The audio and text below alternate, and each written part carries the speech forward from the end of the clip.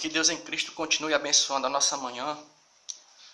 Continuando, reflexão baseada sobre aquilo que está narrado no livro do profeta Jonas. Livro do profeta Jonas, capítulo 1, do verso 1 até o 3. E veio a palavra do Senhor a Jonas, filho de Amitai, dizendo: Levanta-te e vai à grande cidade de Ninive, e clama contra ela, porque a sua malícia subiu até mim. E Jonas se levantou para fugir de diante da face do Senhor para Tarsis, e descendo a Jope, achou um navio que ia para Tarsis, pagou, pois, a sua passagem, e desceu para dentro dele, para ir com eles para Tarsis, de diante da face do Senhor. Só relembrando que a gente tinha colocado uma coisa na nossa rede social, e algumas pessoas ficaram assim, né? O que foi que a gente tinha colocado? Era assim, ó. Porque, basicamente, a gente vai falar de uma maneira bem simples para a gente entender, né? Já começa nessa reflexão. Existem duas maneiras da gente trabalhar com o texto bíblico, de forma bem básica. A primeira maneira da gente trabalhar com o texto bíblico é de que maneira? É você fazendo uma narrativa, você contando uma história, você narrando o fato que está escrito. Tipo, você começa a contar toda a história, né? Desde o capítulo 1 do livro do profeta Jonas até o último versículo do livro do profeta Jonas. Você pode narrar, você pode contar uma história. E existem pessoas, né, que são verdadeiros, têm o dom de narrar e contar uma história. Mas além de você contar uma história, você pode fazer o quê? Você pode extrair alguma coisa do texto bíblico, né? Isso a gente vai chamar de aplicação, né? Eu não sei onde foi que eu estava tentando me lembrar aqui que a gente tinha usado o termo aplicação. O que é aplicação? Além de você contar a história, você, como a gente diz no popular, você tira uma lição de moral. A palavra é essa, ou seja, você extrai algo do texto, né? E alguns vão ser bem mais radicais, né? A gente já estava até lembrando. Existem algumas pessoas que são bem radicais que dizem assim, que pregação sem aplicação, sem você extrair uma verdade do texto, não é pregação. Mas não vamos chegar a esse ponto, não. Porque é interessante quando a pessoa tem esse dom de contar uma história. Existem pessoas que às vezes, quando estão pregando, passam uma hora só narrando o texto, os acontecidos. Eu, particularmente, eu acho super legal, é um dom super interessante. Mas nós aqui, nós além de narrarmos aquilo que está escrito, a gente gosta de fazer algo a mais também. Isso é uma coisa da gente também, né? Acho que cada um tem sua particularidade.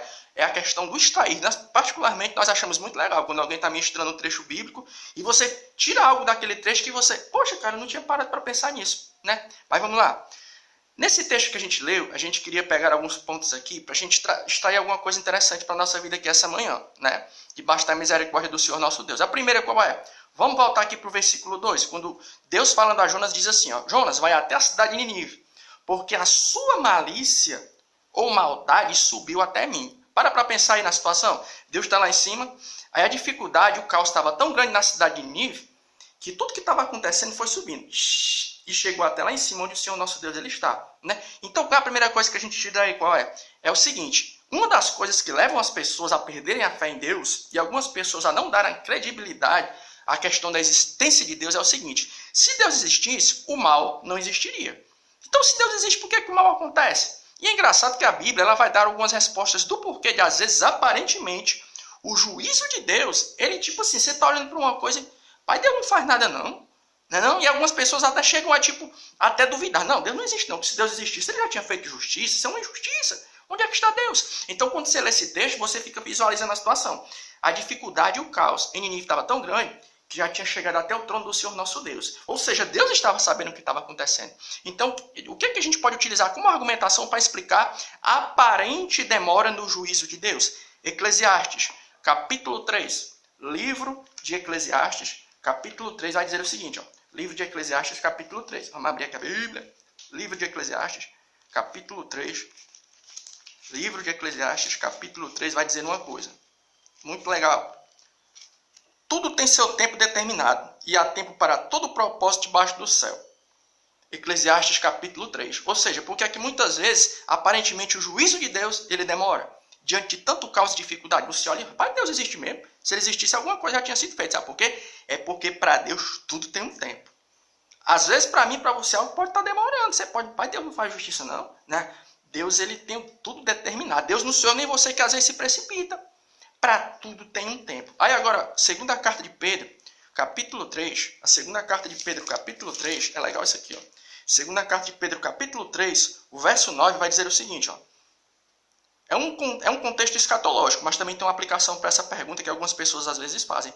Se o mal chegar até Deus e Deus está consciente do que está acontecendo, por que ele não faz justiça logo? Aí, ó. O Senhor não retarda a sua promessa, ainda que alguns a tenham por tardia, mas é longânimo para convosco, não querendo que alguns se percam, senão que todos venham arrepender-se. Ou seja, segunda carta de Pedro 3,9, o Senhor não retarda a sua promessa, ainda que alguns a tenham por tardia, está demorando, né? Mas é longânimo para convosco, não querendo que alguns se percam, senão que todos venham arrepender-se. Ou seja, por que às vezes Deus demora a trazer um juízo divino? Vamos usar uma expressão bem popular. Por que Deus não castiga logo? Para você entender. Por que Deus não castiga logo se ele está sabendo o que está acontecendo? Sabe por quê? Deus está dando tempo para a pessoa se arrepender. Porque além do nosso Deus ele ser um Deus de juízo, ele é um Deus de misericórdia. Deus está dando tempo. Deus ele quer ver a pessoa se arrepender. Deus cria situações. Foi o que aconteceu com Jonas. Jonas, Deus ele não castigou logo Jonas pela sua desobediência, não. Ele deu um tempo para que Jonas viesse arrepender-se. E a segunda coisa interessante no livro do profeta Jonas, né, vai dizer o seguinte, quando você avança para o verso 3. E Jonas se levantou para fugir de diante da face do Senhor. Sublinha na tua Bíblia aí, ó. E Jonas se levantou. O que é o se levantar? Vamos meditar um pouco, vamos eu sei que você não tem a cabeça grande igual a cabeça de cearense, não, né? Mas vamos meditar um pouco, né? Você não tem uma cabeçona, não? Nessa cabeça grande de cearense, não, mas vamos meditar um pouco. Todo mundo tem um pouco de massa encefálica, né? O que é que acontece? Quando a gente pensa assim, ó, Jonas se levantou, Jonas tomou um posicionamento. Então, o que? Jonas se posicionou para fazer algo. E o que foi aqui no momento? Para fugir do chamado do Senhor. Deus tinha mandado ele fazer uma coisa, ele foi fazer foi outra. Então, nós podemos dizer uma coisa, como outro ponto aqui dessa reflexão. Existem 3 maneiras de nós nos posicionarmos diante da vontade de Deus. Existem 3 maneiras. Jonas se posicionou, se levantou para fugir daquilo que Deus tinha dito. Deus mandou ele fazer uma coisa, ele foi fazer foi outra. Então, existem 3 maneiras da gente se posicionar diante daquilo que Deus ele quer de mim e de você. A primeira qual é? A primeira qual é? Se posicionar para desobedecer. Foi o que Jonas fez. Se posicionar para desobedecer. Você pode se posicionar para desobedecer. Como? Deus ele te manda tu fazer algo e tu diz, quero não, quero não. Foi o que Jonas fez. Jonas se posicionou não para obedecer, mas para desobedecer. Isso também é um tipo de posicionamento. Deus manda a gente fazer uma coisa, a gente faz a outra. Ou seja, existem 3 maneiras da gente se posicionar ante a vontade de Deus. A primeira qual é?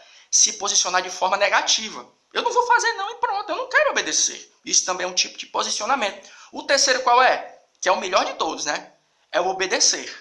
Né? Depois que Jonas passa por toda a dificuldade, o posicionamento de Jonas muda. As escrituras nos dizem que ele é lançado no mar, você vai avançar o texto bíblico, ele é engolido por um grande peixe, se arrepende e é cuspido nas praias de Nínive. Aí o posicionamento dele muda.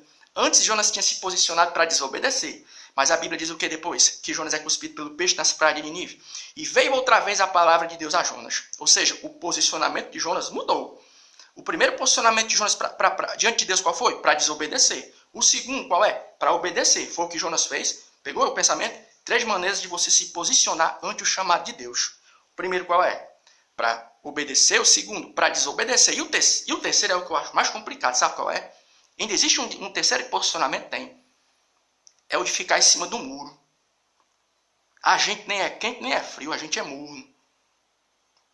É até a omissão. Tiago ele vai dizer que aquele que sabe fazer o bem não faz, também está pecando. Existem 3 maneiras da gente se posicionar ante o chamado de Deus. Eu posso me posicionar para obedecer, eu posso me posicionar para desobedecer, e eu posso me posicionar de que maneira? Não me posicionando de maneira nenhuma. Eu nem digo que sim, nem digo que não. E a Bíblia diz o quê? Seja o vosso falar sim, sim ou não. O que passa disso é o quê? É de procedência maligna. A pessoa não se posiciona. Mas em que Deus pegou o pensamento, 3 maneiras da gente se posicionar ante o chamado divino. Você pode se posicionar para obedecer, para desobedecer e para ficar omisso. É a omissão. Mas que Deus em Cristo, omissão. E aí, o que você acha disso? Eu não quero me envolver. Né? Mas que Deus em Cristo, nessa manhã, Ele possa continuar nos abençoando poderosamente por intermédio dessa palavra reflexiva. Porque o nosso desejo é este. É que a gente consiga abençoar alguém, né? A pessoa passando por aqui nessa manhã, aí dá uma olhadinha na mensagem desse irmão da cabeçona, né?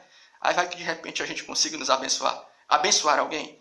E que Deus em Cristo continue abençoando todos nós em nome de Jesus Cristo. Amém.